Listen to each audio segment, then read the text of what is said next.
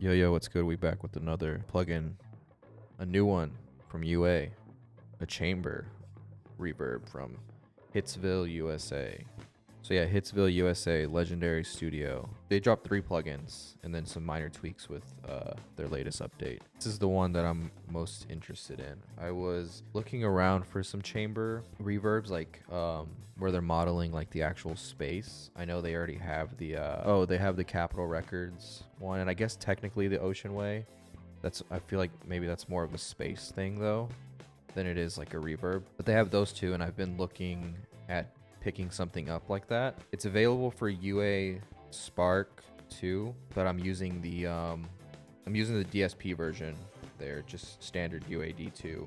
With UA Spark stuff, you can't demo them. The first thing to know, and obviously it's because it seems like a very heavy plugin, clearly, because it's doing a lot. It does eat up a lot of DSP. I have a Duo, so unfortunately I can only use like one. And let's see, if I tried to use I'll use something simple. Let's see, I think EQs are usually, pretty sure they're less DSP heavy. Like, let's see, what do I have? I hope this goes Spark. I would love to have this native. So let's see. Pretty sure I can probably use a few of these. Yeah, I can use a few of these. So like, let's see if I did this.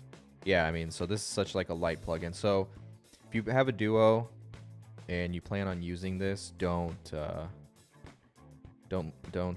think that you'll be able to use anymore. This thing eats up a lot. So I would recommend, if you at least have a quad or up, then maybe you can put this in your template or something. If not, you probably just have to print down.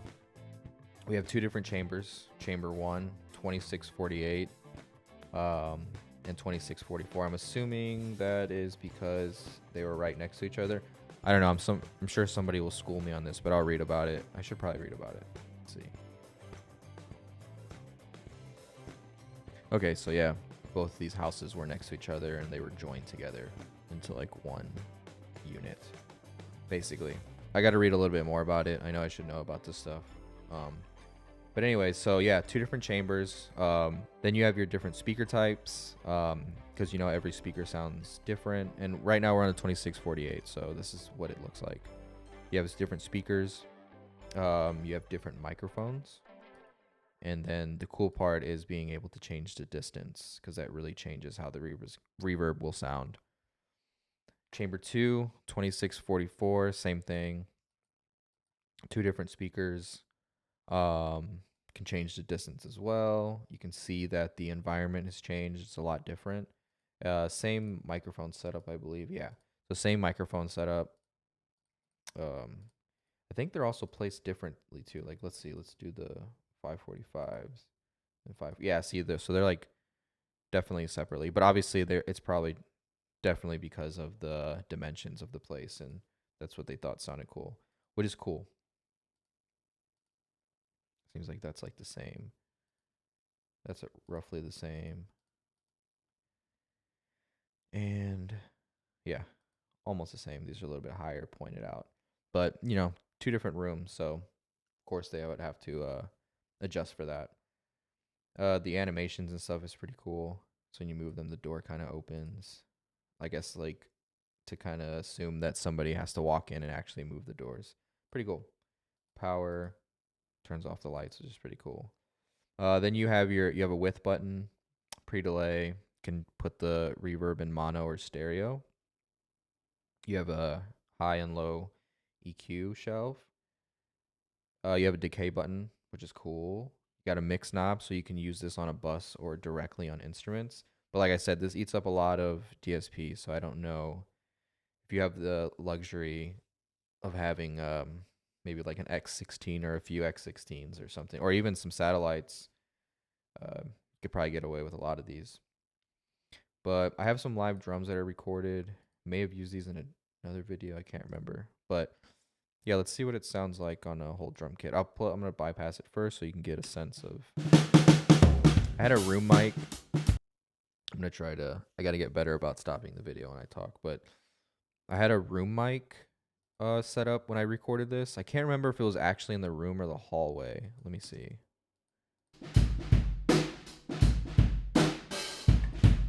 Yeah, I think that was in the room. So before, pretty tight, pretty dry. Get a little bit of ambience. And then with the room. So like in this case, let's assume I didn't like this room mic, or I didn't just have a use for it, or I just didn't put up a mic or something for whatever reason, because I couldn't. This is where something like this would come in handy.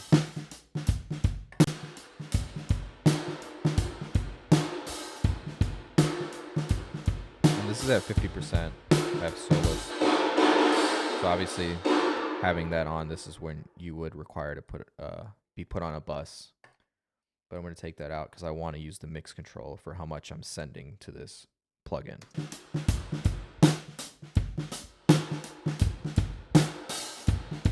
And yeah, like I said, the chamber 1, the 2648 is specifically for vocals, solo, and percussion. It doesn't mean you need to actually use this, but that's, like I said, this is what they're recommending, or maybe based off history, what they used these two chambers for primarily.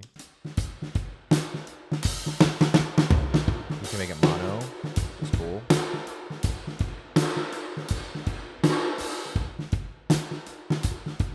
That could be cool. Like using it in mono could be cool if you had a blend of this with the stereo, because you can really make something sound a lot farther than it is. Like obviously a reverb could potentially do that the way you manipulate it, but having a mono reverb can really add like depth or like forwardness to something, and then blending that with the stereo.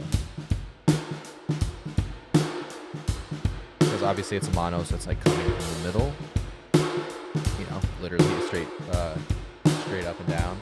So it can kind of give you that effect if you really like pay attention.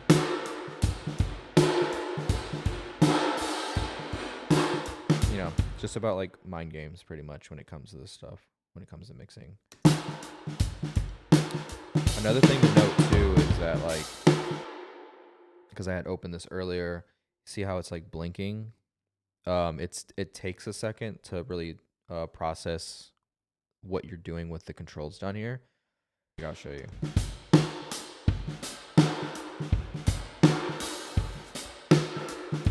Like it doesn't, sounds like it's not doing anything.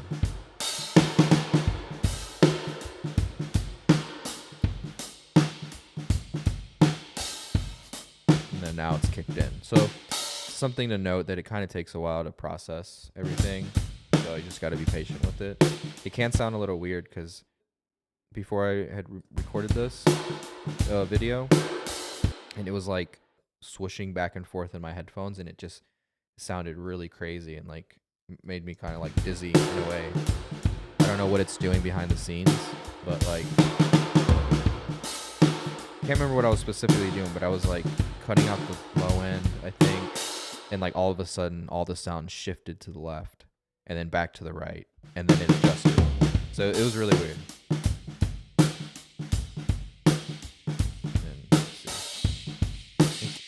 Put this back at 0. You know what? Let's do some classics. Let's see. Oh, these are all like off the speakers and stuff. So let me see. Let's find somebody that I know. Sometimes I'm curious if they actually send these, or I'm sure they let people demo them, but I wonder if, like, I don't know. Let's do Joe Ciccarelli. Let's see. Does he have any drums? Obviously, you don't necessarily need to. It's not like this is one preset fits all, but just want to see like if they really were shaping stuff around like certain instruments, like what their headspace was. So let's see, like drum and hands. Let's see what that means. See how it's coming out the left right now? And then now it adjusted. I don't know, if you have headphones on, you can probably hear that. See, and now it's adjusted. But that was like fucking with my ears earlier. So let's take this out here. So let me loop this. Dry, right?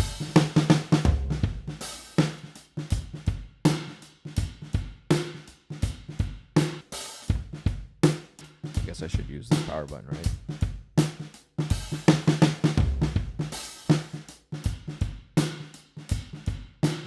Cool. It's like, you know, very bright, but I can see what the intention was, maybe to like just hype it a little bit, the drums, make them sound a little bit more like, obviously by itself, like I'm sure with blended in a track it'll sound different with the way it's interacting with the rest of the song, but these are just the drums, so it's kind of hard to like tell like what they were actually going for with this preset.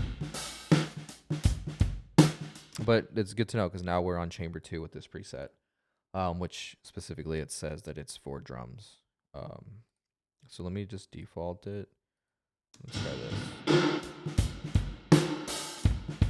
So just switching back and forth.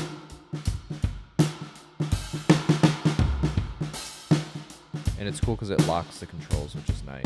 Like it seems like this is a universal control. Because there's some plugins where like it has multiple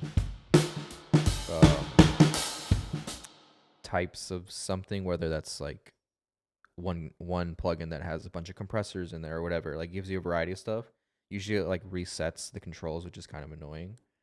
There's a few plugins that I know that won't do that, whether it's an EQ or compressor or whatever, but obviously this is a reverb, so it's cool that it kind of locks the controls. Let me put this like 15, and then we'll just see like what the difference is.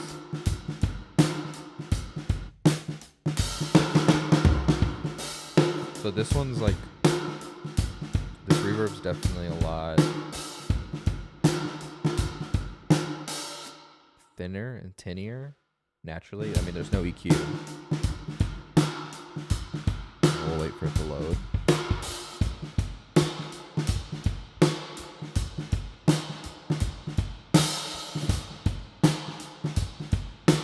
And this one's like this one's like brighter. Like they both sound bright.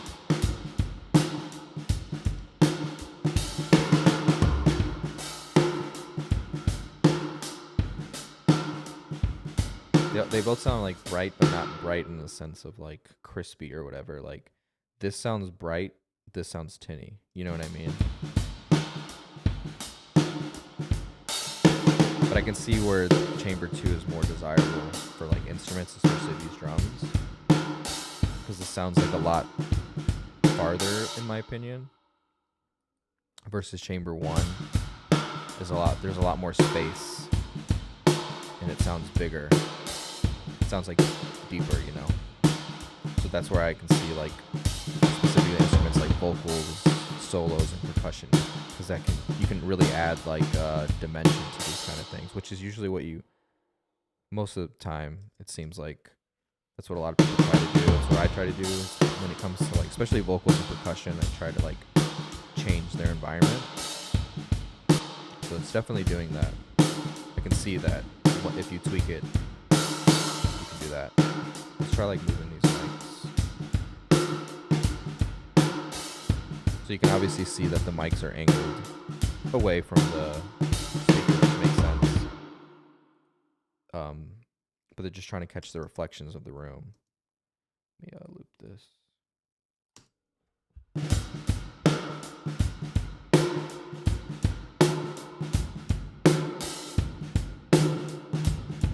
Now you can hear that like when I switch mics, it's only coming out the right, and then you'll hear the left adjust.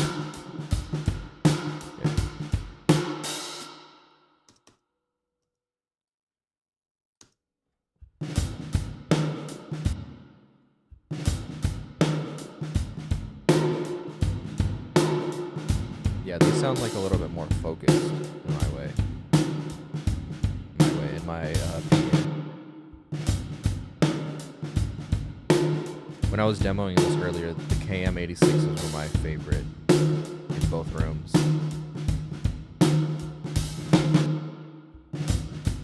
Like they sound more hi-fi.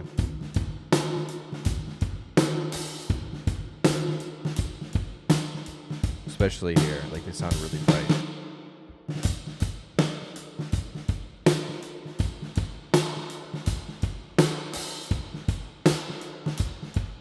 And then these sound like, obviously, so this is like a 545. Definitely like a more lo-fi mic.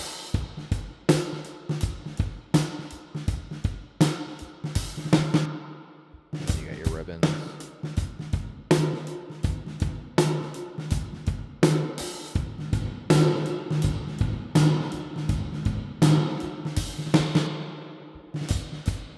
will say like the ribbon and the Neumann, both of those I hear the biggest difference in both chambers versus like these two. These two are to me are like a little bit more lo-fi.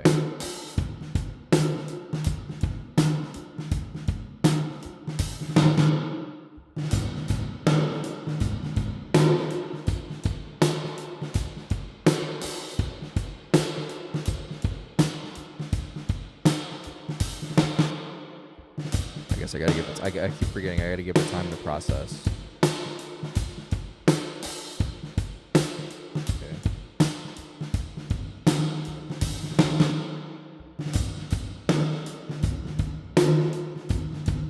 Oh, that's cool. Like these two, it looks like. Okay, I didn't even realize that. So in this chamber 2, the KM86s are in like a different mic position.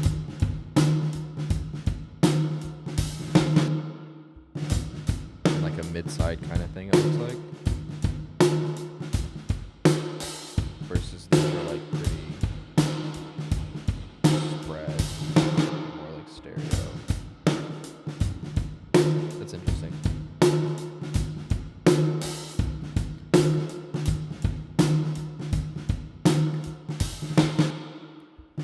So yeah, I don't know.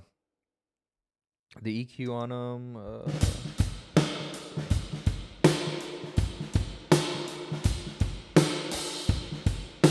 This video could be really long just because you have to like wait for this to process.